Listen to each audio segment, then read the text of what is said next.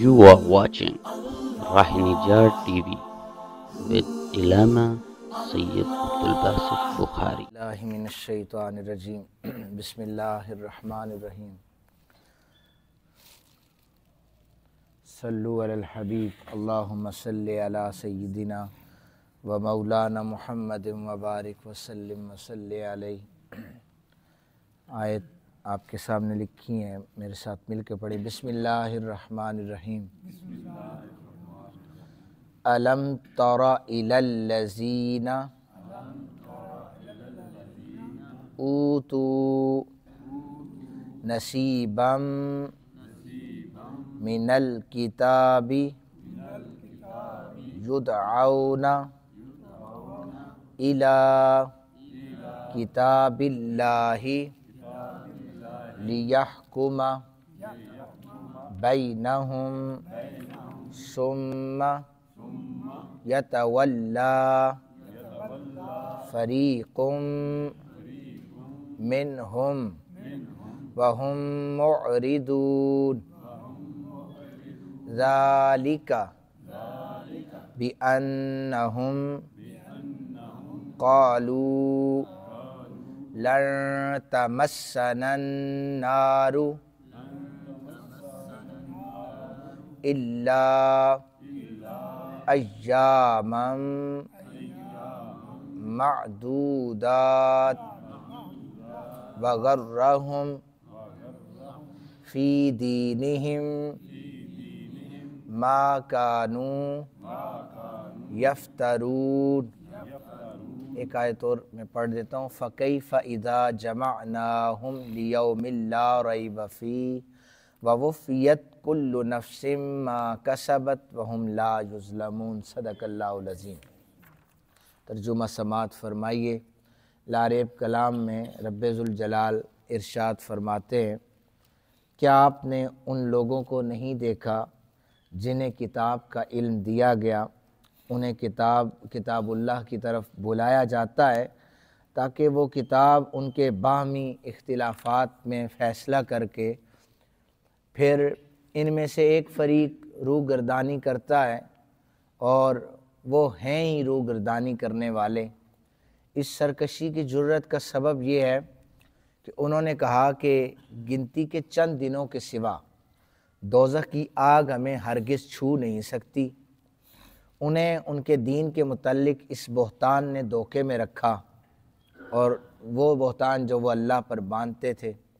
کیا حال ہوگا جب ہم ان کو اس دن جمع کریں گے جس کے وقوع میں کوئی شک نہیں ہے، ہر شخص کو اس کے کیے ہوئے کاموں کی پوری جزا دی جائے گی، ان پر کسی قسم کا ظلم نہیں کیا جائے گا۔ یہ ان آیات کا ترجمہ ہے۔ پچھلی آیت مبارکہ میں بھی یہ تھا کہ وہ جانتے تھے چیزوں کو، لیکن حسد اور عناد کی وجہ سے اس طرح کی حرکات کیا کرتے تھے۔ نبی اکرم صلی اللہ علیہ وآلہ وسلم، یہ اس حدیث پاک کے راوی حضرت ابن عباس ہیں، آقا کریم صلی اللہ علیہ وآلہ وسلم یہودیوں کے ایک مدرسے میں گئے، انہیں اللہ کی طرف دعوت دی، تو ان یہودیوں میں دو اشخاص، انہوں نے آپ سے پوچھا ہے محمد صلی اللہ علیہ وآلہ وسلم آپ کس دین پر ہیں؟ آپ نے فرمایا میں حضرت ابراہیم کے دین اور ان کی ملت پر ہوں۔ انہوں نے کہا ابراہیم تو یہودی تھے، تو آپ نے فرمایا تورات لے آؤ، اس مسئلے میں وہ ہمارے اور تمہارے درمیان فیصلہ کر دے گی۔ انہوں نے اس سے انکار کیا، تب یہ آیت مبارکہ نازل ہوئی کہ کیا آپ نے ان لوگوں کو نہیں دیکھا جنہیں کتاب کا علم دیا گیا اور انہیں کتاب اللہ کی طرف بلایا بھی جاتا تاکہ وہ باہمی اختلافات میں فیصلہ کر سکیں، لیکن وہ روگردانی کرتے تھے۔ یعنی جب فرمایا نا تورات لے آؤ، تو انہوں نے کہا نہیں، اب ہم نہیں لے کے آئیں گے، تو یہ آیت مقدسہ نازل ہو گئی۔ اللہ تعالیٰ پر یہودی افتراء باندھتے تھے، اس کے متعلق بھی کئی اقوال ہیں۔ تو وہ یہ کہتے تھے ہمیں گنتی کے چند دن آگ میں جلایا جائے گا، یہ ان کی خوش فہمی تھی۔ کہتے تھے ہم نے 40 دن بچھڑے کی عبادت کی تھی، تو ان کو 40 دن کا عذاب ہوگا۔ اور وہ یہ کہتے تھے ہم بنی اسرائیل، ہم انبیاء کی اولاد میں سے ہیں، اس لیے گناہوں کا مواخذہ ہم سے نہیں ہوگا۔ اور وہ نبی اکرم صلی اللہ علیہ وآلہ وسلم سے کہتے تھے کہ ہم حق پر ہیں اور آپ باطل پر ہیں، جبکہ ان کے پاس وہ آیات موجود تھی جن میں شانیں ہمارے آقا کریم صلی اللہ علیہ وآلہ وسلم کی موجود تھی۔ پھر فرمایا کیا حال ہوگا جب ہم اس دن جمع کریں گے جس کے وقوع میں کوئی شک نہیں ہے، قیامت کا دن۔ اور اس میں فرمایا کہ ہر ایک کو اس کے کاموں کی پوری پوری جزا دی جائے گی، ظلم نہیں کیا جائے گا۔ کوئی شخص کسی کے ذہن میں خیال آ سکتا ہے عذاب تو ہوگا، تو اللہ تعالیٰ تو فرمایا ظلم نہیں کیا جائے گا۔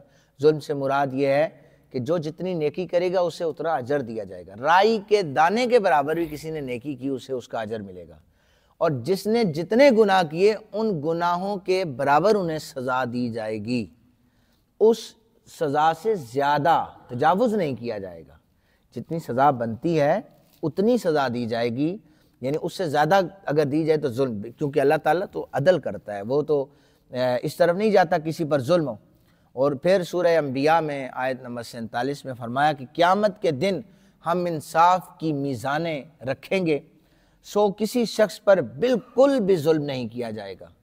تو اس آیت سے بلکہ ایک دن میرے پاس واٹس ایپ آیا کہ دیکھ لیں اس عذاب نے، آپ اتنے لاڈ لیں کوئی کہ وہ اللہ تعالیٰ چھوڑ دے گا، اب جتنے مرضی کو بندہ گناہ کرے۔ وہ اس ظلم سے مراد یہ ہے کہ جتنے گناہ جس نے کیے ہیں، جتنے دن اس کی سزا بنتی ہے اسے سزا بھی ملے گی، جتنی سزا بنتی ہے اتنی سزا دی جائے گی۔ تو فرمایا کہ یہ انصاف کی میزانیں رکھی ہیں اور کسی شخص پر ظلم نہیں کیا جائے گا، اگر اس کا عمل رائی کے دانے کے برابر بھی ہوگا تو ہم اس عمل کو بھی سامنے لے آئیں گے، اور ہم کافی ہیں حساب کتاب لینے میں۔ اللہ تعالیٰ عدل کرتا ہے، اس میزان پر جتنا جس کے گناہ ہوں گے اتنے اس کو سزا ملے گی، جتنی نیکیاں ہوں گی اللہ تعالیٰ اتنے ہی انہیں عذاب دے گا۔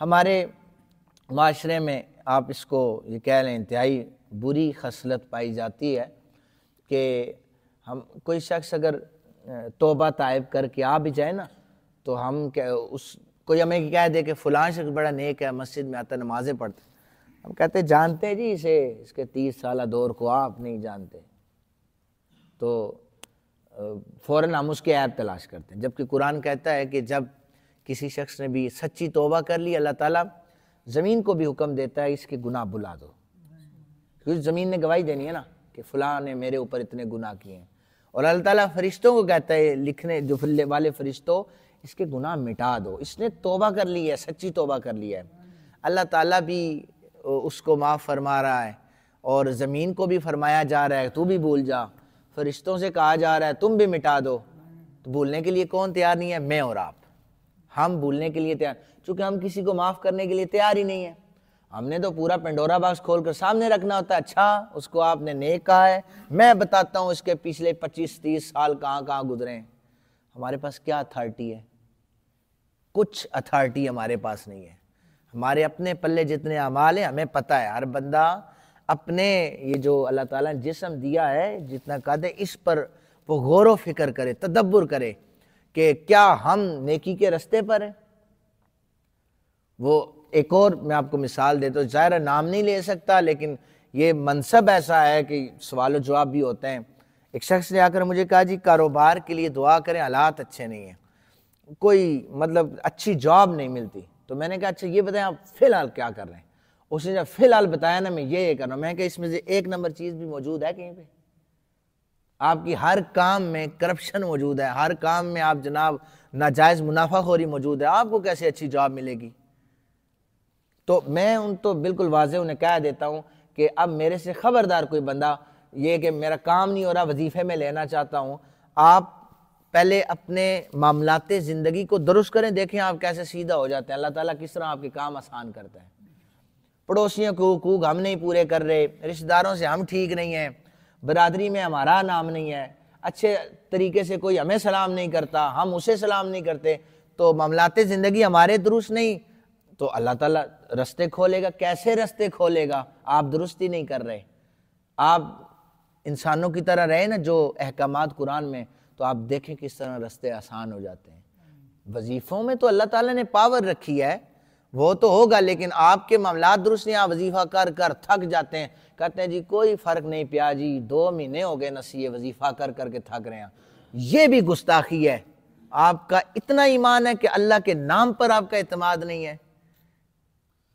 کون ایسا شخص ہے جو یہ کہے جی الرحمن کے نام میں اتنی طاقت نہیں ہے طاقت، آپ کی زبان ناپاک ہے جو سیدھے کاموں کی طرف نہیں آتی۔ آپ کریں، میں کہتا ہوں آپ خلوص سے دل کے ساتھ وظائف کریں، صرف بسم اللہ الرحمن الرحیم اتنا تگڑا وظیفہ ہے، آپ اس کو کریں، آپ دیکھیں کہ کس طرح معاملات حل ہوتے ہیں، لیکن یہ اس وقت ہوں گے جب اپنے معاملات زندگی درست ہوں گے۔